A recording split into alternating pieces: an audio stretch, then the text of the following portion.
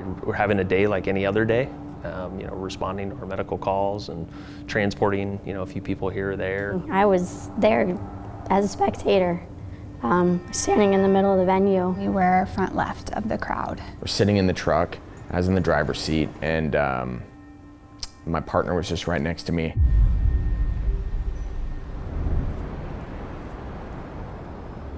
Everybody heard a noise. For me, it was a crackle. For me, it was, when I was little, I grew up in Southern California where power lines ran through your backyard. So that's what it sounded like, just kind of sounded like a crackle. You heard the first volley and you're like, what is that? Like, didn't sound right. Everybody kind of looked around, even the officers that we were next to. And the second one went off and I turned around and looked at my person I was with and I was like, that's not right. And it kept happening and it got louder. And it seemed to last a little bit longer, that noise. We knew it wasn't, for me, I knew it wasn't pyrotechnics because part of the briefing that we had all gone through was that no artist on Sunday night would have any pyrotechnics. So I certainly knew it wasn't that. And then it was seeing the reaction of those officers at that point. There's a little pony wall that divided the sidewalk from the boulevard, and they took cover. We just got down with everyone else. And I think for a split second, I'm the guy looking around, like, oh, wait, okay, I better duck, I better get behind that wall.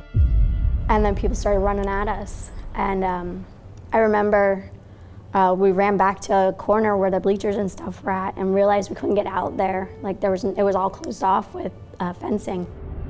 Quickly realized that it was gunfire just by the reaction of the police. So he took down the fence and I went to step through and my boot got stuck. I made the decision to run back into the venue. You could hear the bullets just banging off metal, hitting things around you.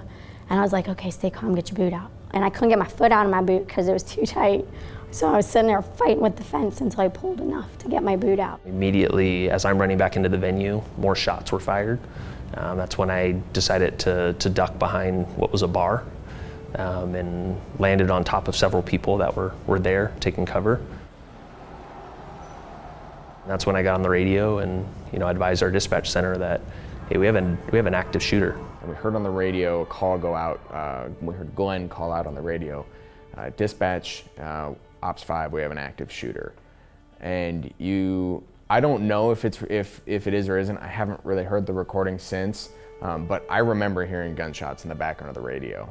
Maybe that's just my brain putting it all together, but I remember my heart sank because I knew based on the sound of his voice, at the very least, that it was real. We went back to the medical tent. It was just pure chaos. It was a small tent and a lot of people, a lot of emotions. There were, people more or less lined up. There were people being carried over. There were people being, that had passed away that were being taken out of the tent and placed to the side so we can make room for those that were alive. I knew the team at that moment had switched into that. This is what we trained to do. This is what we talk about. I don't remember hearing the gun firing stop. I don't remember I remember the first girl that walked in the door and she had a bullet hole through her arm and just blood dumping out, and threw a tourniquet on her and they just started coming and coming and coming.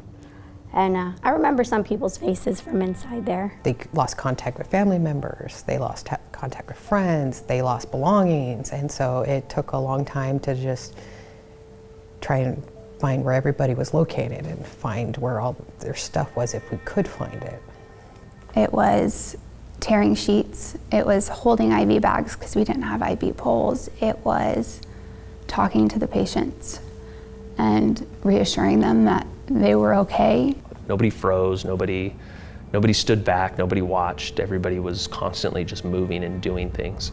All the while, shots are still being fired.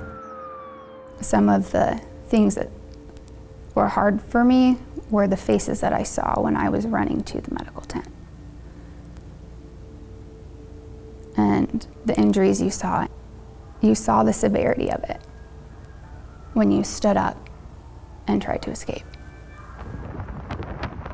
felt like hundreds of patients on the right and left side of the street. We got down, we were almost to the venue when we got flagged down by some people in a minivan and just stopped us in the middle of the road. And we just couldn't make it more than a few feet before having people swarm our ambulance. We hopped out and I climbed in the back of the minivan. There's a woman there who had gotten shot right in the middle of her forehead. It was still, to this day, it's still a little uneasy remembering all of the people that we saw there, and unfortunately we couldn't take everyone. Our EMT pulled the gurney out. The fire department just happened to pull up right behind us. We loaded her up. Crews that were on shift that day and the patrons that were there did a wonderful job of kind of mass transporting people. You know, with a lot of our crews that first got there, transporting 10, 12 people in an ambulance. Like, these patients are all extremely critical. Typically speaking, these are the type of patients you only transport one at a time, but that day wasn't your typical day. Started driving down to the hospital. We got down to the hospital, it was pure chaos. I do remember somebody rolling a gurney by, the young gentleman laying on it, and I remember my eyes locked with his, except you could see, when you do this job long enough, you know, but when my eyes locked with his, you could see he was dead. There was no soul. And that sticks with me, for sure. His face definitely does. Just, there's something about that connection. It's like one of those things that you don't think is ever gonna happen. You hear about it other places and, you know, definitely didn't expect it to happen here. I never thought I would die that night, but I definitely thought I was gonna get hit by a bullet.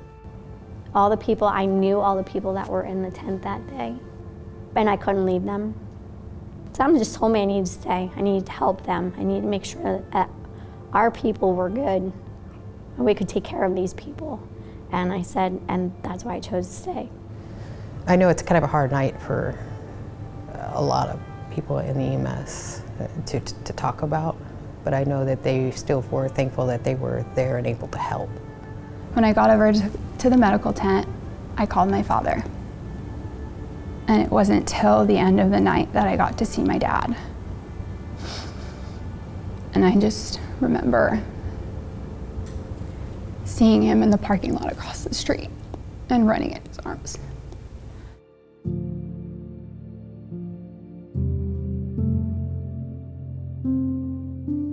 I don't hire you to say that you need to stand toe-to-toe with a guy into a gunfight with nothing but your pair of scissors. But they did do that. I mean, that's what's impressive, is they did stay their ground, and they did stay in the event, and they did help people.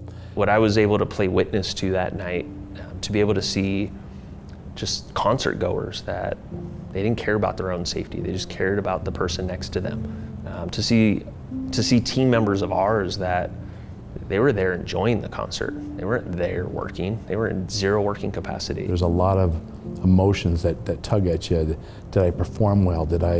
Was I as brave as I felt I should have been? And there's a lot of thoughts that go through your mind, especially if you're being actively shot at or you're in a bad situation. My head was from like 2 feet away from a big metal grill. And I was listening to bullets ping off this thing. And I'm like, how did I never get hit? Like, you sit there and you think about it, like, why? Like, what was the difference? Why did nothing happen to me that night? Was I supposed to be there because I was supposed to take care of all those people? Help take care of my team, make sure everybody was good? Like, you sit and you ask that question. Even 5 years later, I still ask, why? I just remember, you know, how everybody came together, how we did the best we could with what we had and with the information that we had.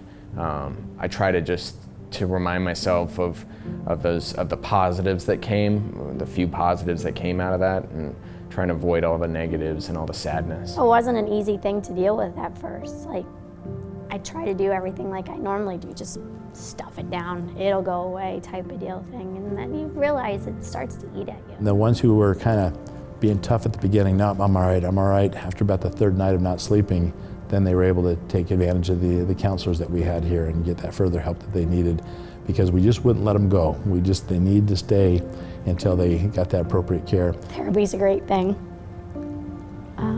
I talk to somebody on a very regular basis, and I've learned that talking about the experience itself has made it easier. between like community gardens and food drives and blood drives, like it really just kind of showed the community that Vegas is, you know, how close they can come together in times of need, and something that I think we haven't seen before. This community came together, and I lived in Vegas my entire life. I was born and raised here. And in that time, we weren't just a city, we were a community.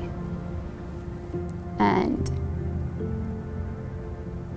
I will never forget the way the community came together to support each other, to support us as first responders, to support those who were injured, the families. And I'll never forget the true meaning of Vegas Strong. Still that common thread, there's still that community element. There's still that, you know, I tell everyone, as cliche as it sounds, like there's a reason we're called community ambulance, and it's to be able to serve our community, and our community they continue to give back. I think for me that night it really opened my eyes, and it put that stamp on, I want to help people. That's why I'm here on earth, is to help people. I'm in a position in my life where I have the ability to help people when they're at the lowest of their lows, when they're at the darkest of their darkest moments. At the end of everything that we do, there's a human, there's a person, and it's our job to help them. These are the kind of people that work for us. These are the people that will dedicate and put their life on the line for other people to help them out. That's what makes me proud. That's just who they are. That's not something we instilled in them. That's not something that we taught them. That's just who these people are. I couldn't be more proud of them.